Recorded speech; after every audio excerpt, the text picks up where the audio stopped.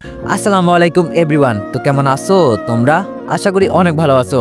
আবারও চলে আসলাম তোমাদের মাঝে না বলা কথা গল্পের 11 নম্বর পার্ট নিয়ে। আর তোমাদের ঈদ কেমন কাটলো সবাই একটু কমেন্টে জানাইও। তো চলো বেশি কথা না কইয়া গল্প শুরু করা যাক। বিকেলের দিকে ফোনের রিংটোনের শব্দে আমার ঘুম ভেঙে গেল। তাকিয়ে দেখি অচেনা নম্বর, তাই বিরক্ত নিয়ে ধরে বললাম, আসসালামু আলাইকুম। কে? মেয়ে কণ্ঠে বলল, ওয়ালাইকুম আসসালাম, আমি তোমার বউ। আমি বললাম, বউ মানে কি আবল তাবল বলছেন? মেয়েটি বলল, আমি ঠিক বলছি।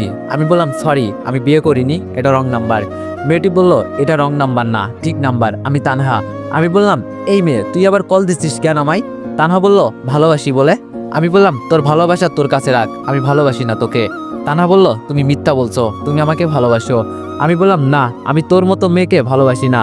যেই মেয়ে তার ভালোবাসার মানুষকে বিশ্বাস করে না, রাস্তায় যেখানে সেখানে অপমান করতে পারে, সেই মেয়েকে আর যাই হোক আমি কেন, কেউ ভালোবাসবে না। তানহা কান্না করে বলল, প্লিজ অনিক, আমাকে একবার ক্ষমা করো। তুমি না বলেছো তুমি আমাকে কখনো ছেড়ে যাবে না, তাহলে কেন এখন ছেড়ে চলে যাচ্ছ আমাকে? আমি বললাম, বলেছিলাম কখনো ছেড়ে যাব না, তবে ছেড়ে যেতে তুমি আমাকে বাধ্য করেছো। আর কখনো আমাকে কল বা বিরক্ত করবে না। এই বলে ফোনটা কেটে দিলাম আর নাম্বারটা ব্লক করে দিলাম। দুনিয়ায় কি একটা নিয়তি, যাকে পাওয়ার জন্য তার পিছনে ঘুরতাম শুধু তার ভুলটা ভাঙানোর জন্য, যাতে তার কাছে যেতে পারি, তাকে মন দিয়ে ভালোবাসতে পারি। কিন্তু সে নিজের দূরে সরিয়ে দিল আমাকে।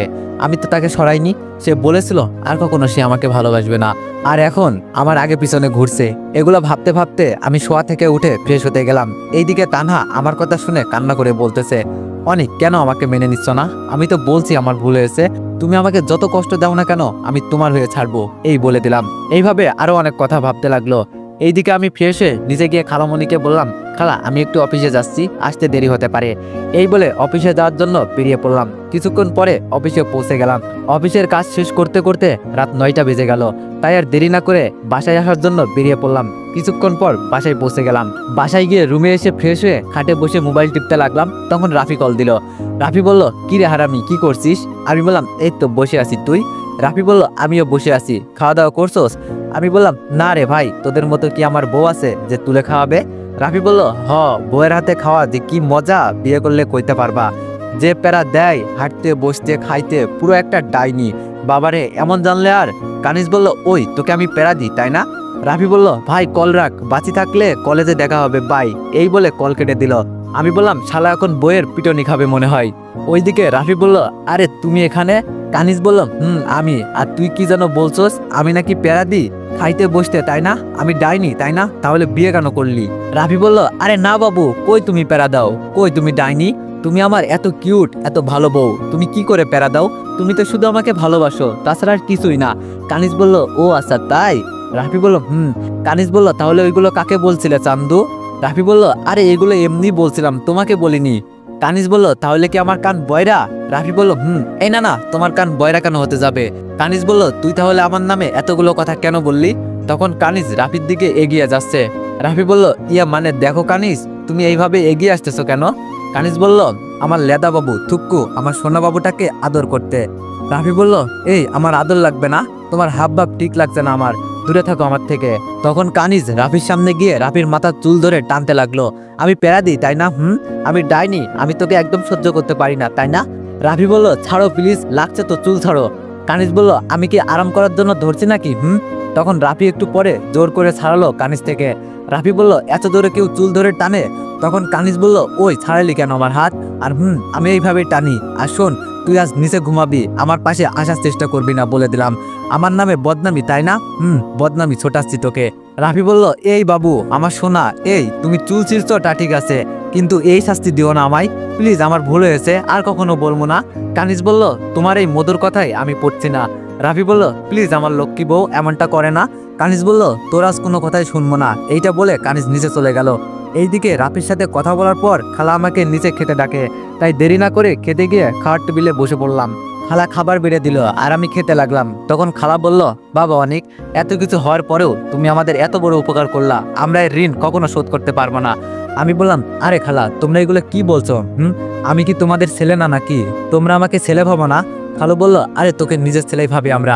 আমি বললাম, তাহলে নিজের ছেলে নিজের বোন বা পরিবারের জন্য কিছু করলে কি তার ঋণ হয়? খালা বলল, না। আমি বললাম, না বুঝতে পারছি তোমরা আমাকে ছেলে ভাবো না, আমাকে পর ভাবো, তাই এরকম কথা বলছো। খালা বলল, আরে না, তোকে আমরা নিজের ছেলেই ভাবি, আর এত কিছু হওয়ার পরেও তুই আমাদের উপকার। আমি আর কিছু বলতে না দিয়ে চুপ। এত কিছু এটা শুনতে শুনতে বিরক্ত আমি। কি বলতেছো? আমি সব ভুলে গিয়েছি, তাহলে তোমরা কেন মনে রাখলা? আর যেন তোমাদের মুখে ওই কথা না শুনি, বুঝতে পারলা? খালা বললাম, তাদের সাথে আরো কিছু কথা বলে আমি খাওয়া শেষ করে নিজের রুমে চলে আসলাম। তখন দেখি আবার রাফি ফোন দিয়েছে। ফোন রিসিভ করে বললাম, কিরে বউ কেমন আদর দিল? রাফি বলল, শালা আদর বাল দিছে ওই পেত্নিটা, উল্টো মাথার চুল সব ছিঁড়ে ফেলেছে, সামান্যর জন্য টাকলা হয় নাই, আর বলছে রাতে যেন নিচে ঘুমাই। আমি একটু হাসলাম। রাফি বলল, হাসলি? আরো জোরে হাস। যখন আমার বউ নামক পেত্নির মতো একটা নিজের ঘাড়ে উঠবে তাহলে বুঝবি কত ধানে কত চাউল। আমি বললাম, ওই শালা, ভাবিকে কেউ পেত্নি বলে? আমার কত সুন্দর একটা ভাবি। রাফি বলল, তো পেত্নিকে পেত্নি বলবো না তো কি বলবো? শালা, এত সুন্দর করে বললাম এই শাস্তি না দেওয়ার জন্য, কিন্তু আমার একটা কথা শুনলো না ভাই। পেত্নি হলো আমার কথায় পটে যেত। ওমা, তাই বুঝি? রাফি বলল, এই অনেক, তোর গলা মেয়ের মতো কিভাবে হলো? এতক্ষণ তো ঠিক ছিল। আমি বললাম, শালা আজ তো শেষ দিন, কাল বিরিয়ানি খেতে যাব, কেমন? রাফি বলল, এই তোকে বলছি এক কথা, তুই বলতেছিস আর এক কথা, কিছু বুঝতে পারলাম না। আমি বললাম, তোর বোঝার দরকার নেই, বেঁচে থাকলে বলিস আর না থাকলেও বলিস, এখন রাখি, এই বলে কেটে দিলাম। আজ শনি আছে রাফির উপর। নিজে নিজে হাসতে হাসতে কথাটা বলে চলে গেলাম। এইদিকে রাফি বলল, কি হলো, এটা কি বলে গেল? কিছুই বুঝতে পারলাম না, কিন্তু যাই বলুক মেয়েটার কণ্ঠ অনেক সুন্দর। ইস, কণ্ঠ যদি আমার বইয়ের হতো, কিন্তু ওইটা তো একটা পেতনি। ও তাই নাকি? রাফি বলল, এটা তো সেই মেয়ের কণ্ঠ, কিন্তু এখন তো আমি ফোনে কথা বলছি না। তাহলে? কানিজ বলল, একবার পিছনে তাকা শালা, আমি পেতনি তাই না? মেয়েটার কণ্ঠ অনেক সুন্দর তাই না? রাফি বলল, এই আমার ভুল হয়ে গেছে, কখনো বলবো না, আজকের মতো ছেড়ে দাও। কানিজ বলল, তোর ভুলের কথাই আগুন, ভাবছিলাম তোকে ক্ষমা করে দিব, কিন্তু তোর মনে যে এটা আছে আমি জানতাম না। এটা বলে রাফিকে মারতে শুরু করে দিল। রাফি চিৎকার দিতেছে আর বলতেছে, অনেক, তোরে আমি ছাড়বো না শালা, তোর জন্য আমি এত মান কাটছি পাই। সকালবেলায় ঘুম থেকে উঠে ফ্রেশ হয়ে কিছুক্ষণ পড়লাম, কারণ কাল পড়তে পারি নাই। পড়া শেষ করে রেডি হয়ে কলেজে গেলাম। দেখলাম আম গাছতলায় জুয়েল, আবির, লিমা এরা সবাই বসে আড্ডা দিচ্ছে, তাই আর দেরি না করে তাদের কাছে গেলাম। তখন জুয়েল বলল, কিরে লাগবে আমাদের ভুলে গেলে নাকি, কোনো খবরই নাই? আমি বললাম, খবর ছিল না, তা অনেক কাজ ছিল, কিন্তু লাং আসবে কোথা থেকে আমার? আবির বলল, কেন তানহা আর কি? আমি বললাম, শালা ওর কথা আর বলিস না, সারা দিন জ্বালিয়ে মারে, একটু শান্তি নাই। পিছন থেকে, শালা হারামি, কাল আমার শান্তি আকাশে উড়িয়ে শান্তি খোঁজো তাই না? তার কথা শুনে আমরা সবাই পিছনে তাকিয়ে দেখলাম রাফি। আবির বলল, কিরে চমলক্ষ, তোর এই হালকে করলো, মুখের পুরা ক্যাচিং পাল্টালো কেডা? এমন লাগতেছে যে তুই রাতে কারো রান্না চুরি করে খেতে গিয়েছিলি, ধরা খেয়ে তারপর কেলানি ফ্রিতে পাইছোস। রাফি বলল, হাস, আরো হাস, কি করব বল, সবখানে আমি শুধু বেজ্জতি হই। আমি বললাম, আচ্ছা রাফি, এই হচ্ছে জুয়েল, আমার ছোটবেলার বন্ধু, আর এই হচ্ছে তার ললনা। আর আবিরের কথা বললাম না, কারণ তুই তো আবিরকে চিনিসই। রাফি বলল, আজ থেকে আমরা সবাই বন্ধু। জুয়েল বলল, আমি বললাম, আচ্ছা তোর রাতের কাহিনীটা বল, কিরকম আদর পেলি, আমরাও শুনি। আবির বলল, কি কাহিনী রে ভাই? আমি বললাম, ওই যে তার মুখের নকশা বদলানোর কাহিনী। আবির বলল, ও তা রাফি, তাড়াতাড়ি বল দেখি। রাফি বলল, তাহলে শোন, এই বলে সব বলল। তার বলার পর আমরা সবাই হাসতে লাগলাম। তখন রাফি বলল, শালা মজা নাও, আমার টাইম আসবে, আমিও নিব মজা, বিশেষ করে তোর অনেক। আমি বললাম, শালা বেশি কথা বলবি, কানিজকে ফোন লাগিয়ে বলমু, এইখানে তোর আদরের জামাই মেয়ের পিছনে ঘুরঘুর করতেছে। রাফি বলল, এই না ভাই, আবার এই কথা বলিস না, তাহলে আমাকে তোরা আর খুঁজে পাবি না। তখন তানা পেছন থেকে এসে বলল, আরে দোলা ভাই, তুমি এখানে কেন? কানিজের সাথে সময় কাটাবা তা না করে এখানে কি? আর তোমার এই হাল করছে কে? আবির বলল, আরে তানা ভাবি, তুকু আপু কানিজ ভাবি করেছে। আমি তানাকে দেখে সেইখান থেকে চলে আসলাম আরেক জায়গায়। তানা এইদিক ওইদিকে তাকিয়ে, ও সমস্যা নাই দুলা ভাই, প্রথম একটু একটু এরকম হবে, পরে ঠিক হয়ে যাবে। লিমা বলল, আরে কি খুঁজছেন, তোমারটা তোমারে দেখে চলে গিয়েছে ওইদিকে। তানা লজ্জা পেয়ে বলল, আরে না, আচ্ছা তোমরা থাকো, আমি আসি আমার কলিজার কাছ থেকে। এই বলে তানা চলে গেল। রাফি বলল, কিরে আবির, এটা কি হলো? তানা অনেকে সহ্য করতে পারে না তাহলে? আবির বলল, তাহলে শুন, তারপর সব বলে দিল। রাফি বলল, কাম ছাড়ছে, আলা কত বড় অভিমানী তা আমি জানি, মনে হয় না মেনে নিবে। জুয়েল বলল, সব হবে আমরা যদি তানার পাশে থাকি। রাফি বলল, তোরা থাক, আমি নাই। এই বলে রাফি ক্লাসে চলে গেল। এইদিকে সেইখান থেকে আসার পর একটা গাছের নিচে বসলাম, মাত্র একটা মেয়ে এসে বলল, হাই, আমি কি আপনার পাশে বসতে পারি? আমি মেয়েটার দিকে একটাবার তাকিয়ে বললাম, কেন না, বসেন। মেয়েটা আমার পাশে বসে পড়লো আর বলল, আমি সুমনা, আপনি? আমি বললাম, ডাউনলোড হওয়ার পর থেকে জানতে পারি আমার নাম অনিক। সুমনা একটু হেসে বলল, আপনি ভালো মজা করতে পারেন। আমি বললাম, ধন্যবাদ। সুমনা বলল, আচ্ছা আপনি আপনি করে কেন বলছি, আমরা তো সেম ইয়ারের, তাই তুমি করে বলি। আমি বললাম তার সাথে হেসে হেসে কথা বলছি, তখন চোখ গেল সামনের দিকে, দেখি তানহা রাগী লুকে আমার দিকে তাকিয়ে আছে। তখন সুমনা বলল, আচ্ছা আমরা কি বন্ধু হতে পারি? এইদিকে আমার কোনো খেয়াল নেই, তানহার রাগী লুক দেখে ভয়ে আছে। কারণ তানহা যখন শুনলো বন্ধু হওয়ার কথা, তখন দৌড়ে আমার সামনে এসে বলল, এই মেয়ে তুমি কি আর ছেলে পাও নাই, আমার টারে নিয়ে টানাটানি করতেছো? সুমনা বলল, আরে আপু কি বলছেন এইসব? আমি বললাম, আরে আপনি কি বলছেন? তানা বলল, এই চুপ থাক, আমি তো এখন পুরাতন হয়ে গেছি তাই না? আর এই মেয়ে আর যাতে অনেকের আশেপাশে না দেখি, বুঝলে? সুমনা বলল, কেন আসবো না? আপনি কে হন ওর? আপনার কথায় আমি ওর কাছে যাব না? আমি 1000 বার যাব, আপনি কি করবেন? তাদের ঝগড়া শুনে আমার বন্ধুরা সবাই চলে আসলো। তানা বলল, কি করব মানে? দেখতে চাস তাই না? সুমনা বলল, তানা বলল, এই নে দেখ, এই বলে ঠাস করে একটা থাপ্পড় দিয়ে, দেখলি? এরপরে যদি আর তোকে দেখি ওর আশেপাশে, তারপর এটা বলতে না দিয়ে আমি তানার গালে 2টা থাপ্পড় দিয়ে বললাম, অনেক হয়েছে তোর অভিনয়, তোর এইসব ভালো লাগে না। এই তুই ওকে মারলি কেন? ও আমার কাছে আসলো না আসলো তাদের তোর কি? তানা কান্না করে বলল, তুমি ওই মেয়ের জন্য আমাকে মারলে? আমি বললাম, মারলাম, বেশ করেছি, তা না হলে তোর এই অভিনয় থামানো যেত না। তানা বলল, আমি অভিনয় করছি না, আমি তোমাকে ভালোবাসি, আর আমার ভালোবাসাকে কারো হতে দিব না। আমি একটু হেসে বললাম, কি ভালোবাসা? কোথায় ছিল ওইসব ভালোবাসা? যখন তোর সামনে দিয়ে যাইতাম তখন যাচ্ছে তাই বলে অপমান করতি। কোথায় ছিল যখন তোর আগে পিছনে ঘুরছিলাম শুধু ভুল ভাঙানোর জন্য? তানহা বলল, দেখো আমি তখন বুঝতে পারিনি, আমি তো এখন ক্ষমা চাচ্ছি, তুমি ক্ষমা করে দাও একবার। আমি তানহাকে হালকা করে ধাক্কা দিয়ে বললাম, আরে যা এখান থেকে, বগর বগর করিস না আমার কানের সামনে এসে, তোকে ক্ষমা করতে আমি পারবো না, বিরক্ত কর। কোথা থেকে আসে এই উটকো পাবলিকগুলো? তানহা আমার ধাক্কাকে কিছুটা দূরে চলে গেল। আমি এবার সুমনাকে বললাম, সরি সুমনা, আমি বুঝতে পারিনি আমার জন্য এসব হয়ে যাবে, আমাকে ক্ষমা করে দাও। সুমনা বলল, আরে বুঝতে পেরেছি, সমস্যা নাই, এই বলে সুমনা চলে গেল। তানা কান্না করে বলল, ওই মেয়েটাকে মারছি আমি, সরি বললে আমি বলতাম, তুমি কেন বললে? কি হয় মেয়েটা তোমার? আমি বললাম, শুনতে চাস? তাহলে শোন, সে আমার জিএফ হয়েছে শোনা, এখন দূর হও আমার সামনে থেকে। টানা আমার পায়ে পড়ে বলল, প্লিজ তুমি এমনটা করতে পারো না, একবার বলো ওই মেয়েটা তোমার কিছু হয় না, বলো অনেক। আমি তানার কাছ থেকে পা ছাড়িয়ে বললাম, আমি বারবার বলবো মেয়েটা আমার জিএফ, যা তো এখান থেকে। আচ্ছা তো যাওয়া লাগবে না, আমি যাই, এই বলে সেখান থেকে চলে আসলাম ক্লাসে। তানা আমার মুখ থেকে এমন কথা শুনে সেইখানে না দাঁড়িয়ে বাসায় চলে আসলো। বাসায় এসে দৌড়ে রুমে চলে গেল কান্না করতে করতে। এইভাবে তানাকে রুমে যেতে দেখে তানার মা বলল, কি হলো আমার মেয়েটার, এইভাবে কেন গেল রুমে?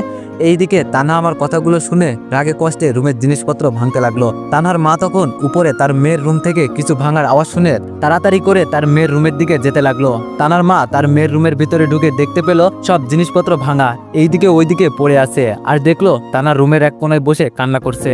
তখন তানার মা তার মেয়ের কাছে গিয়ে মাথায় হাত বুলাতে বুলাতে বলল, মা তোর কি হয়েছে, রুমের এই অবস্থা কেন করলি? তানা তার মায়ের কথা শুনে এইবার তার মাকে শক্ত করে জড়িয়ে ধরে কান্না করতে লাগলো। তানার মা বলল, কি রে তানহা, তোর কি হয়েছে আমাকে বল, কেন তো কান্না করতেছিস? এইভাবে দৌড়ে রুমে এসে এইগুলো কেন করলি? তানা কান্না করেই যাচ্ছে। তানার মা বলল, কেউ কি খারাপ কিছু বলেছে? এই কে বলেছে, তার নাম বল আমাকে, আমি সব ঠিক করে দিব। তানা বলল, মা, ও মা, আমাকে এনে দাও না প্লিজ, আমি যে তাকে ছাড়া বাঁচবো না। ও মা, মা গো, তুমি আমাকে এনে দাও। তানার মা বলল, তুই কাকে ছাড়া বাঁচবি না আমাকে বল। তানা কান্না করতে করতে বলল, ও মা, আমি অনেককে ছাড়া বাঁচবো না, তুমি তাকে এনে দাও না প্লিজ। মা, তোমার মেয়ে তোমার কাছ থেকে কিছু চায় না, আস্তে আস্তে দাও না মা। তানহার মা বলল, দেখ তুই ভালোবাসলে তো হবে না, ও তোকে ভালোবাসতে হবে তাই না, জোর করে কখনো ভালোবাসা হয় না। তানা বলল, আমি জানি মা, ও আমাকে ভালোবাসে, কিছু ভুল বোঝাবুঝির কারণে আজ সব শেষ। মা, ও মা, আমি কিছু জানি না, তুমি তাকে আমার কাছে এনে দাও। তানার মা বলল, আচ্ছা মা, আমি এনে দিব, তবে কি হয়েছে একটু বল আমাকে। তানা কান্না করতে করতে সব বলে দিল। তানার মা বলল, বুঝতে পারছি এখানে তোর বেশি দোষ, তুই খোঁজখবর না নিয়ে ছেলেটাকে কষ্ট দিলি তো, এখন কেন তুই কষ্ট করতে পারছিস না? তানা বলল, মা আমি কি করব বলো না। তখন না দেখে আমার মাথা গরম হয়ে গিয়েছিল, আর এমনভাবে দেখিয়েছিল বিশ্বাস না করে যাব কই। তানার মা বলল, এই জন্যই বলি মাথা ঠান্ডা করে চিন্তা করে সিদ্ধান্ত নিবি। আচ্ছা বাদ দে, তার বাসার ঠিকানা দে। তানা বলল, তা লাগবে না, আব্বুকে বলবা রহমান আঙ্কেলের ভাইপো। তানার মা বলল, ও আচ্ছা, তোর রহমান আঙ্কেলের ভাইপো, তাহলে আর কথাই হলো না, আমি তোর আব্বুকে বলে আজ বিকালে যাব তাদের বাসায়, এখন কান্না করিস না। তানা বলল, আমার লক্ষ্মী মা, আমার সোনা মা, আমার কিউট মা, এত এত ভালোবাসি তোমাকে। তানার মা বলল, হয়েছে হয়েছে, আর পাম দিতে হবে না, এখন নিচে চল, কিছু খাবি, সকালে তাড়াহুড়ো করে কিছু খেয়ে যাসনি। তানা বলল, কি করব, তোমার মেয়ের জামাইকে পটাতে গিয়েছিলাম জানো না। তানার মা তানার কান টেনে বলল, বেশি পিকে গিয়েছো তাই না? তানা বলল, লাগছে মা, ছাড়ো। তানার মা বলল, আচ্ছা নিচে আই। তানা বলল, ওইদিকে আমি টানার সামনে থেকে এসে ক্লাসের পেছনের টেবিলে বসে পড়লাম, আর বিড়বিড় করে বলতে লাগলাম, কি ভেবেছে আমি কি খেলার পুতুল, যখন চাইবে কাছে রাখবে, যখন চাইবে ফেলে দিবে, শালার কপালটাই খারাপ। তখন আবির বলল, তুই কিন্তু এটা ঠিক করলি না। আমি বললাম, কোনটা? জুয়েল বলল, এই যে তানহা মেয়েটা তোকে কতটা ভালোবেসেছে আর তুই তাকে গ্রহণ না করে আরেকটা রিলেশনে গেলি। আমি বললাম, দেখ তানহা আমাকে কখনোই ভালোবাসে নাই, আর তোরা ওই মেয়েটার পক্ষ নিয়ে এত কথা কেন বলছিস? আবির বলল, দেখ মেয়েটা তোকে সত্যি ভালোবাসে, সেটা তুই একবারও দেখলি না, আর মেয়েটা আমাদের ভাবি না, থাক কিছু না।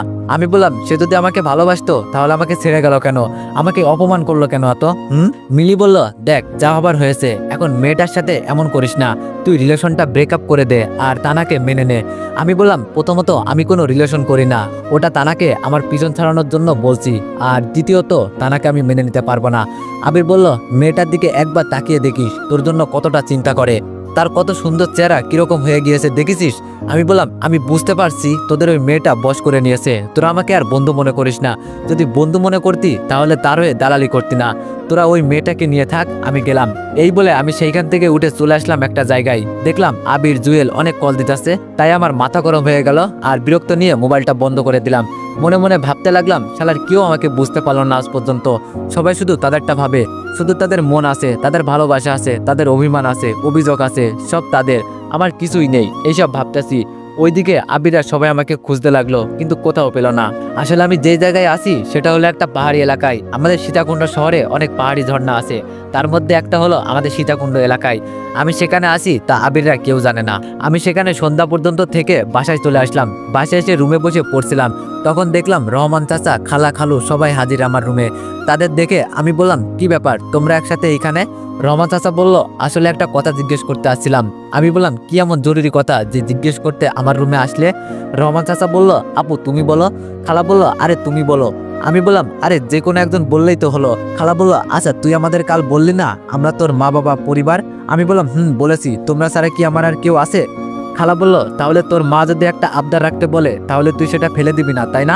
আমি বললাম, কি যে বলো না, তোমরা এখন আমার মা বাবা চাচা, তোমরা ছাড়া আমার আর কেউ নেই, তোমরাই আমার সব। তোমরা আমার মা বাবার অভাব পূরণ করলে, আদর যত্ন স্নেহ করলে, তোমরা আমার কাছে আবদার করলা, আর আমি সেটা কেন পূরণ করব না? আচ্ছা কি আবদার আমাকে বলো। খালা বলল, আমি বলার পর কিন্তু না করতে পারবি না। আমি বললাম, না করব না, বলো তো।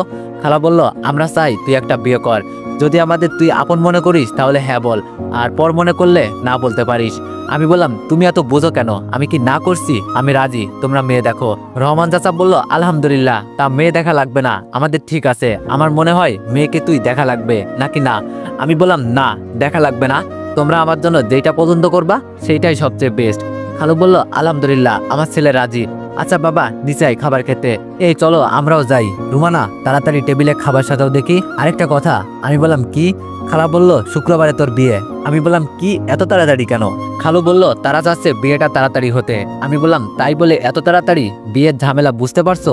খালা বলল, তাছাড়া আমরাও কথা দিয়ে ফেলেছি বিয়ে শুক্রবার, আর এখন অনুষ্ঠান করবে না, পরে একটা ভালো দিন দেখে করবে। আমি বললাম, কি আর করার, তোমরা যখন কথা দিয়ে ফেলেছো আর তো কিছু করা যাবে না। আচ্ছা তোমাদের ইচ্ছা। এটা শুনে সবাই খুশি হয়ে নিচে চলে গেল।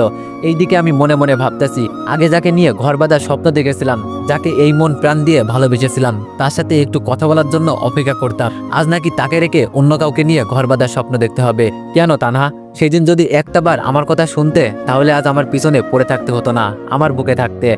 আমার মতে যেই ভালোবাসার মধ্যে বিশ্বাস থাকে না, সেইখানে আর যাই হোক ভালোবাসা থাকে না। এইগুলো ভাবতেছি, তখন খালা আবার ডাক দিল, বাবা অনেক খেতে আসো। আমি বললাম, আচ্ছা খালামণি। এই বলে চোখের জল মুছে বেসিং থেকে মুখ দিয়ে নিচে চলে গেলাম খাবার খেতে। খাবার খেয়ে রুমে এসে মোবাইল বন্ধ থেকে খুললাম, তখন দেখি আবির জুয়েল 200+ কল। তখন আবার দেখি জুয়েল কল দিল। কল কেটে দিয়ে মোবাইল সাইলেন্ট করে বালিশের পাশে রাখতেই যাব, তখন দেখি রাফির কল, তাই ধরলাম। আমি বললাম, হ্যালো। রাফি বলল, রাগ তোর হ্যালো, সেই বিকাল থেকে কল দিচ্ছি, মোবাইল বন্ধ কেন? আর আবিরের সাথে রাগ করলি কেন? আমি বললাম, ওই মেয়েটার জন্য তারা আমার বন্ধুও ওই মেয়ের পক্ষ নিয়ে কথা বলে, তাই সেখান থেকে রাগ করে চলে আসছি। রাফি বলল, আমাকেও বলছিল তানার পাশে থাকার কথা, কিন্তু থাকিনি। আমি বললাম, আচ্ছা তুই তো জানিস বন্ধু, ওই মেয়েটা আমার সাথে কেমন আচরণ করছে, তারপরেও কিভাবে আমি তাকে আপন করব বল? তার মধ্যে তারা আসছে আমাকে তার হয়ে বুঝাতে, আমি কখনো তাকে আপন করতে পারবো না। রাফি বলল, আচ্ছা বাদ দে ওইসব, তা একটা কারণে মোবাইল বন্ধ রাখবি? আমি বললাম, আরে মোবাইল ভালো লাগছিল না তাই বন্ধ রাখছি। রাফি বলল, এটা কেমন কথা, ভালো লাগছিল না বলে মোবাইল বন্ধ রাখবি নাকি? কত চিন্তা হচ্ছে তোর জন্য, আর এমন করবি না। আমি বললাম, আচ্ছা বল, ভাবির কি রাগ কমছে? রাফি বলল, না রে ভাই, 2 সপ্তাহ ওর কাছে যেতে পারবো না, আমার সাথে কথাও বলে না, ভাই কিছু একটা কর। আমি বললাম, আচ্ছা কাল কলেজে গেলে ভেবে দেখবো। আচ্ছা শোন। রাফি বলল, বল। আমি বললাম আমার খালা খালু বিয়ে ঠিক করেছে, শুক্রবারে বিয়ে, কাল শপিং করতে যাব সবাই, তুই যাবি আমার সাথে। তার আগে কলেজে যাব আবিরদের বলতে। রাফি বলল, কি তোর বিয়ে, কার সাথে, মেয়ে কেমন? আমি বললাম আমি জানি না, খালা খালু দেখেছে। রাফি বলল, তাই বলে তুই দেখবি না? আমি বললাম আমার দেখা লাগবে না, তারা আমার ভালোটাই চাইবে। আচ্ছা কাল সময় মতো চলে আসবি শপিং মলে, ঠিক 10টায়। এখন রাখি, খুব ঘুম পাচ্ছে। রাফি বলল, আচ্ছা এখন রাখি তাহলে। আমি ফোন কেটে দিয়ে শুয়ে পড়লাম। একটু খারাপ লাগছে তানার জন্য, আমি তাকে অনেক ভালোবাসি এখনো, কিন্তু কিছু একটার জন্য তাকে মেনে নিতে পারছি না। এগুলো ভাবতে ভাবতে কখন যে ঘুম চলে আসলো নিজেও জানি না। ভোরে উঠে ফজরের নামাজ পড়ে আবার ঘুমিয়ে পড়লাম। সাইদ বলল, ভাইয়া, ও ভাইয়া উঠ না, অনেক বেলা হয়ে গিয়েছে। আমি বললাম, উঠতেছি, তুই যা। সাইদ বলল, কখন থেকে ডাকছি, সেই তখন থেকে একই কথা বলতেছো, 8:30 বাজে। বলি কলেজে যাবা না নাকি? আমি কলেজের কথা শুনে তাড়াতাড়ি উঠে গেলাম আর বললাম, কি 8:30 বাজে? এত ঘুম কেমনে আসলো বুঝলাম না। এই বলে ওয়াশরুমে চলে গেলাম ফ্রেশ হতে। সাইদ বলল, ফ্রেশ হয়ে তাড়াতাড়ি নিচে আসো নাস্তা করতে, কথা আছে জরুরি। আমি গেলাম। আমি তাড়াতাড়ি ফ্রেশ হয়ে একেবারে রেডি হয়ে নিচে গেলাম। তারপর কলেজে গেলাম। কলেজে আসতে আবির, জুয়েল, মিলি, লিমা আমাকে বলল, দোস্ত সরি, আর কখনো তানার ব্যাপারে তোর কিছু বলবো না, আমাদের মাফ করে দে। কাল তোকে অনেক কল দিলাম, তাও কল রিসিভ করলি না, অনেক চিন্তা হতে লাগলো, দোস্ত এইবারের মতো মাফ করে দে। আমি বললাম, আরে আমি কিছু মনে করিনি, কাল মন খারাপ ছিল, তার মধ্যে তোদের কথা আর ভালো লাগছিল না, তাই ওখান থেকে এসে মোবাইল বন্ধ করে দিয়েছিলাম। আবির বলল, আমাদের মাফ করে দে। আমি বললাম, এইসব বাদ দে, এখন শোন, আমার বিয়ে, তোরা সকাল সকাল চলে আসবি। তো এভরিওয়ান, অনেক ব্যস্ততার মাঝেও ভিডিওটি বানাইলাম। কথা ছিল কালকে আপলোড দিব ভিডিও, কিন্তু তোমাদের এত এত ভালোবাসা পেয়ে ভিডিও আপলোড না দিয়ে আর পারলাম না। আর ভিডিওটি যদি একটু ছোট হয় তোমরা কেউ কিছু মনে করো না। আশা করি কালকে থেকে ভিডিও লং করব। তো নেক্সট পার্টের জন্য অপেক্ষা করো।